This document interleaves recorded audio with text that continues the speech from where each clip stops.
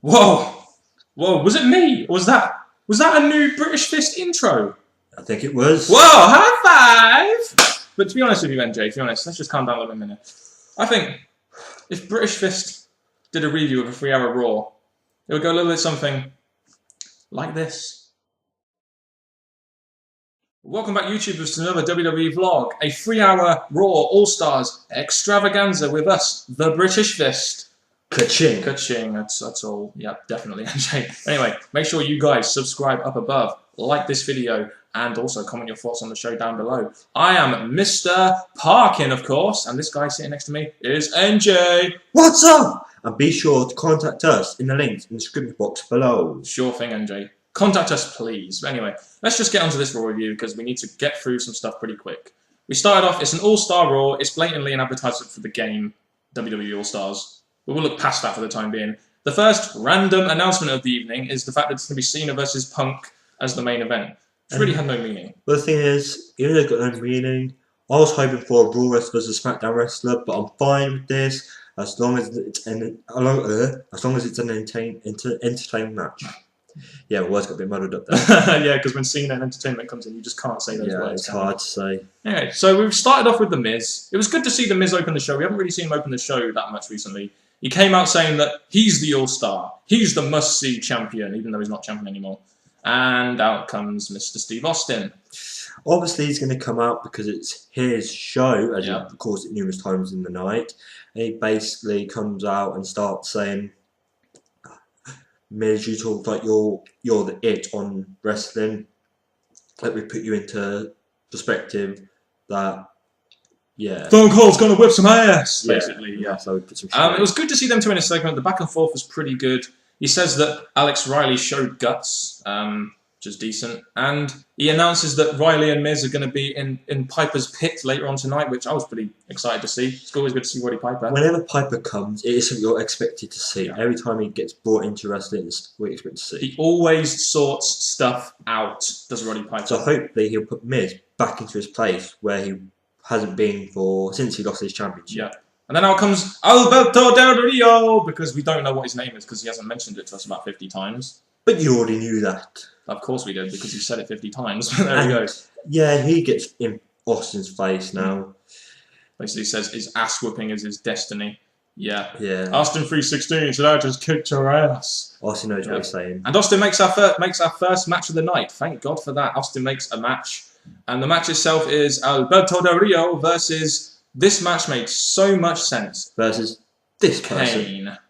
Yes, not me, Kane. Yeah. This match makes so much sense, seen as Kane is aligned with Big Show and they're having a rivalry. And the match gets announced during the match. It's going to be Big Show versus Del Rio at the pay-per-view. So in all, it was the match made sense. The match versus Kane, I enjoyed, but obviously it didn't end in the way it should. DQ, Kane wins by DQ. Out comes Big Show with this yellow glove on. He started pounding Alberto, he got out the ring. Then he starts pounding Rodriguez. Kane puts him in a sleephold because he says, no, save the pay-per-view. Yeah, I mean, the DQ itself, I didn't mind the DQ too much. You know, we didn't really want to see a clean finish. Maybe giving Del Rio the win would have been a good push going into the pay-per-view. But he kept the cross-arm breaker going. Causing Kane some pain. I'm guessing this was a decent segment as we finally see Alberto and Big Show kind of feud, touch you a little bit, if you know what I mean, going into the pay-per-view itself. But it's good that they didn't touch each other too much because Big Show was pounding. Yeah, he wouldn't give up there. He was getting back into it, back into his things. He's been away for a while. It was good. Big Show can run, considering he's a 500-pound monster. Yeah, definitely. Next match we got, it's our usual SmackDown-made 6-man tag match between Cody Rhodes, Ted DiBiase, Wade Barrett, who's now not with the core anymore, versus Zeke, Sin Cara, and Daniel Bryan. And we see these damn lights again, don't we? Yeah, I'm getting a bit bored of them now. Sin Cara's settled. I know he's got a bit of in-ring... He can't wrestle against some people, in other words. So I'm kind of... think the light should be stopped now. Yep, and the worst thing about this match is Sin Cara got the pin on Wade Barrett. I mean, this match wasn't exactly the best 6-man tag match. It didn't really go on for that much time, considering there's a 3-hour Raw. Didn't really do anything to hype the match at the pay-per-view, apart from maybe a bit of Barrett and Zeke. I really want to see if they're going to put Rose and DiBiase or Sin Cara and Bryan in the pay-per-view. This didn't really tell me much, but I just can't believe Sin Cara got the win on Barrett. Come on, he's just going to the pay-per-view. Why does he get pinned? And I'm looking forward to Barrett coming out of his downfall and coming back up to where he should be. And this match didn't show any signs of him coming back up to where he should be. He needs to get back up in the main event, definitely. He does. After that match, we had Hornswoggle, yes, Hornswoggle, shooting T-shirts. Probably Cena ones. They're not selling anymore. Yep, and R-Truth basically comes out and interrupts and kicks the poor guy down. Yeah, he kicks the poor guy down after he shoot. But to be fair, he did shoot him with a shirt. That must have really fucking hurt. Yeah, probably did. Yeah, and after that, we get a little thing on the Titantron where Stone Cold says, you know, R-Truth, you know, beer someone your own size, beer, what? And you know, and then he introduces John Morrison. Apparently they're gonna have a match later tonight. And at the time, I was thinking, why are you making him return tonight when he's just out to have a WWE Championship match against John Cena at Capital Punishment? Yeah, it doesn't make any sense, but let's just hope later they fix that. Yeah. Oh, next match we had another random-ass match. So Santino and Sheamus.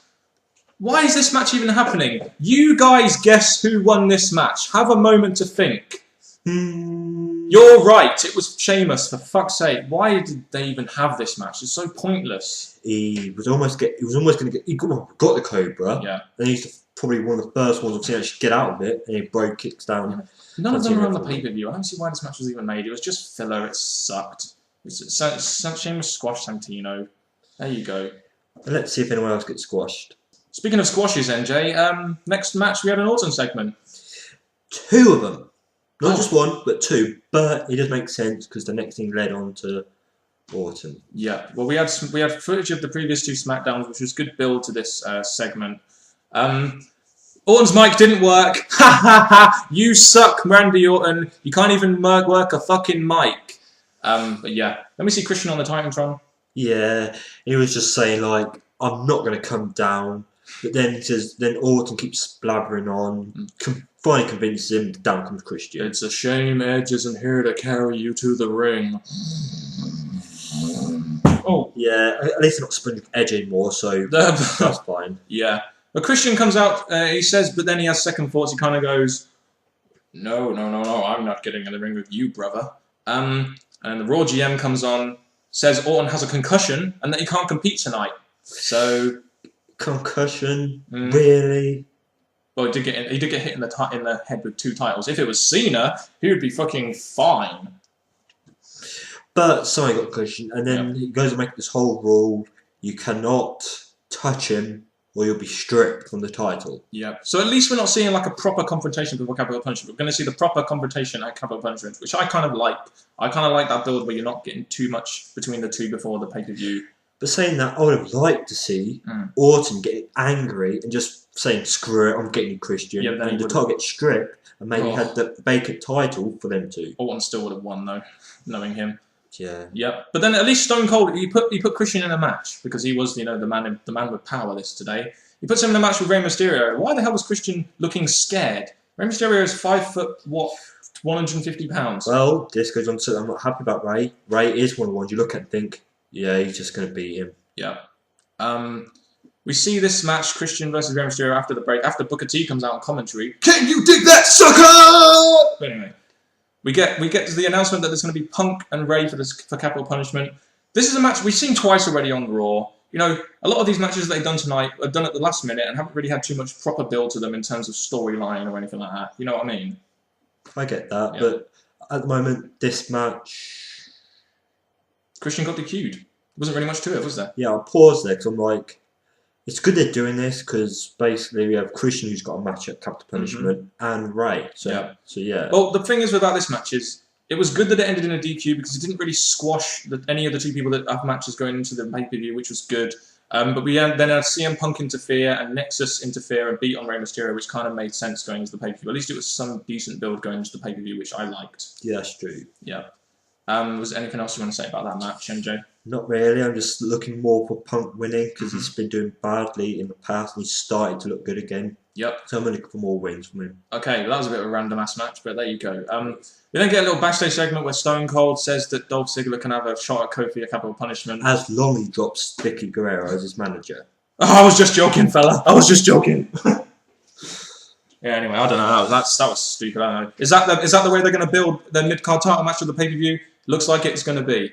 There you go. And again, this match I'm not really looking forward to because Dolph should be up in the main event, not dropping down. Well, when he's on Raw with like 5 top heels ahead of him, how's he going to get in the main event when he should really be on SmackDown? He should have been, yeah. The draft, once again, I could moan about that all day, but I'll save it for this video.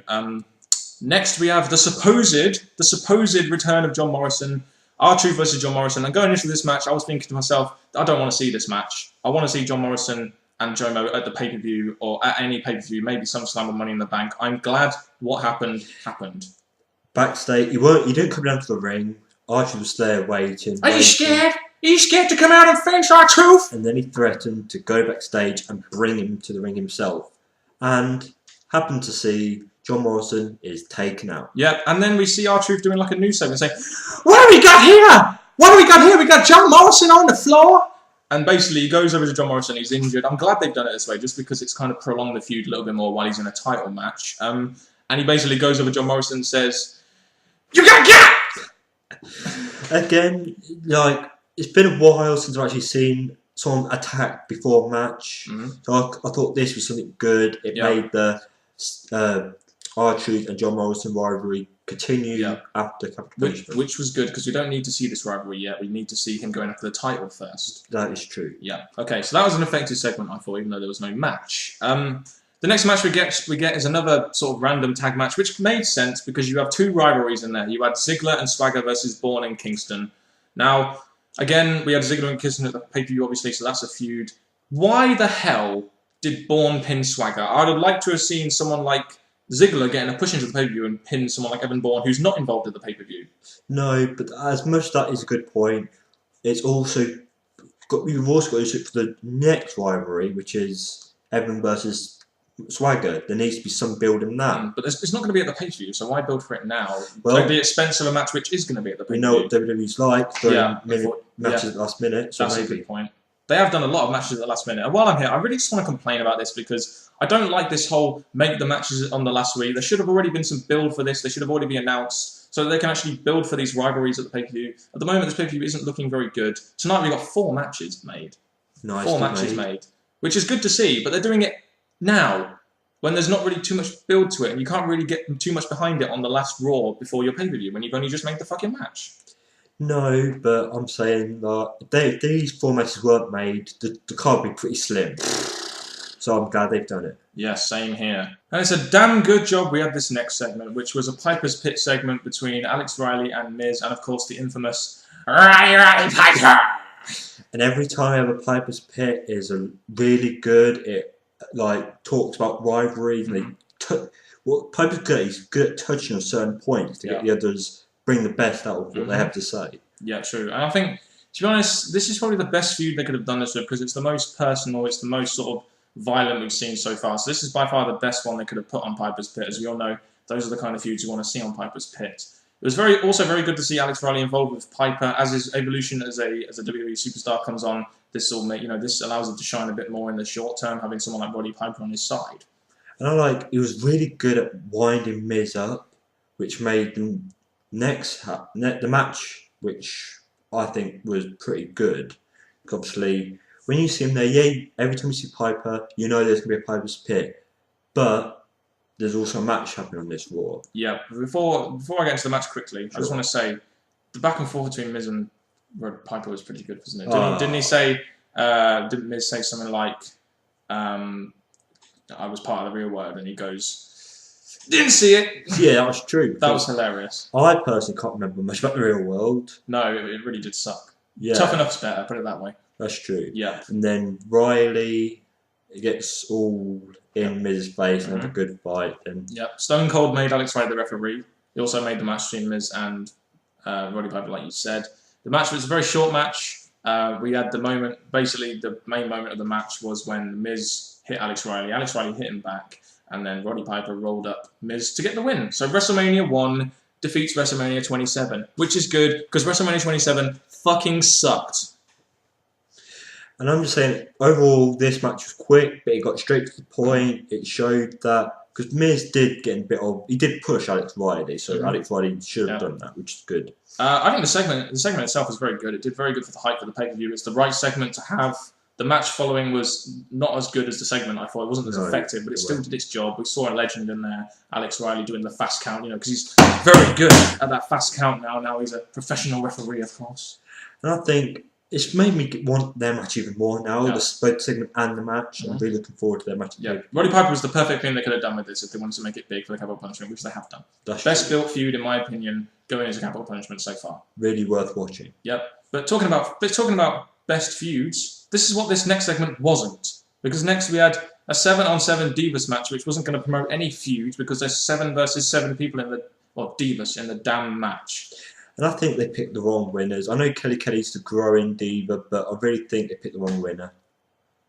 Because Kelly does a finisher on Brie Bella, and that's it. It really pisses me off when you see people like Natalya and Beth Phoenix, like we were talking about earlier. Yeah, we were. People like that, just not being involved in the Divas Division title, and they're just going to jobbers in this match. Distractions in this match for Kelly to get the pin on Brie Bella. And really, who gives a fuck? This match probably isn't going to be at the pay-per-view. Even if it is, it has really too much hype to it. And the wrong people are in the match. The wrong people are champions, and the wrong people is challenging it, in my opinion.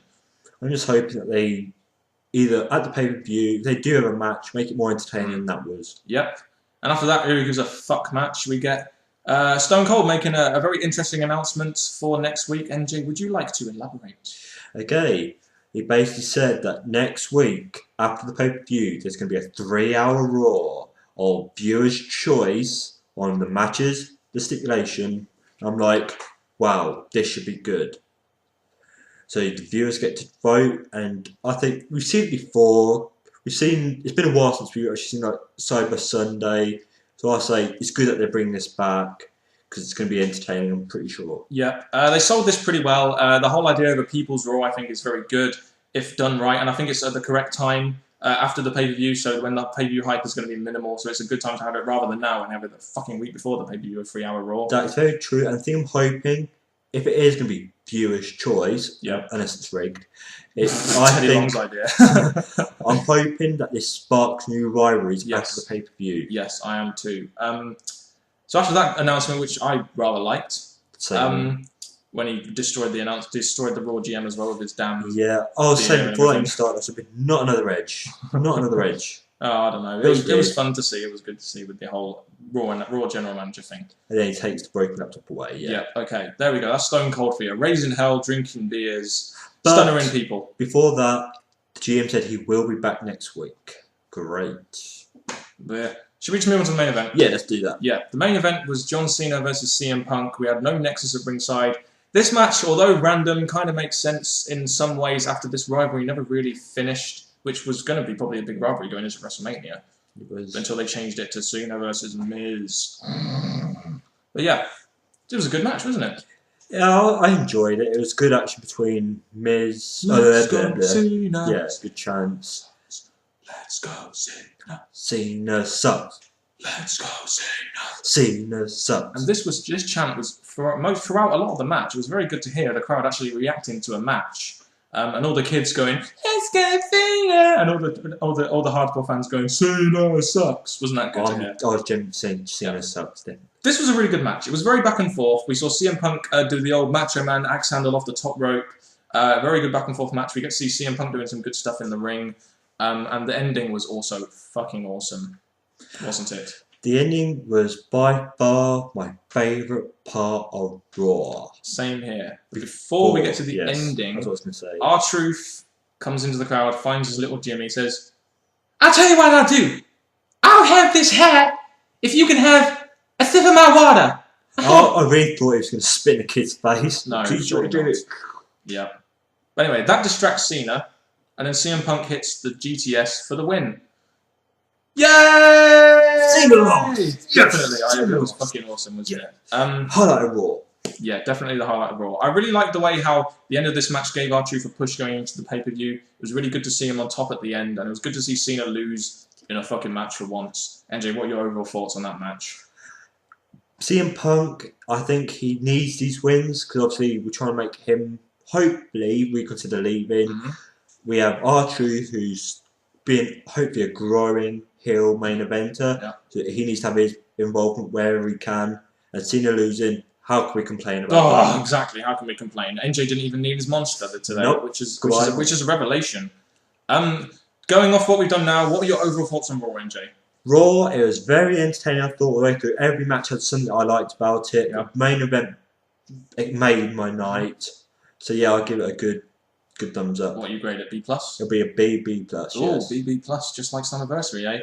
Well, for me, I'm going to give it a B-. Mainly, it was a very entertaining show, but some of the booking in there kind of was a bit confusing, kind of sucked going into the pay-per-view. Yes. 4 matches were made, about fucking time. It's just a shame they've had to announce it a week before the pay-per-view rather than actually announce them in time and give it some fucking build towards their pay-per-view. The sad thing we'll say, yes, we had the involvement of Nexus in tonight's show in the Ray versus Punk, the Ray match. We had Nexus there. Yeah. Saying they didn't make it to the pay-per-view, but other than that, some matches didn't make sense. And also, I think WWE need to stop showcasing people that aren't on the pay-per-view on their Raw. Really focus on the pay-per-view itself on the last Raw before. Which is why this whole concept of a 3-hour Raw was kind of a little bit stupid just before pay-per-view, in my opinion. Although it's good to see. Yeah, I thought that. Overall, I think it was a good show. Yeah, B- from me, B+ from NJ. Yeah. NJ, what was your highlight of the night? My highlight was Cena getting beat. Oh, jeez. I fell asleep, man. Yeah, what happened there? I think, do we just review Raw? Must have done. Oh, well, as long as they got a review, I'm not too bothered. Yes, hope they did. Yep. Should we just say bye-bye? Yeah, say goodbye to our viewers and subscribers. Thank you very much for watching this video, if indeed it was real. Put your comments down below on the show, of course, and goodbye.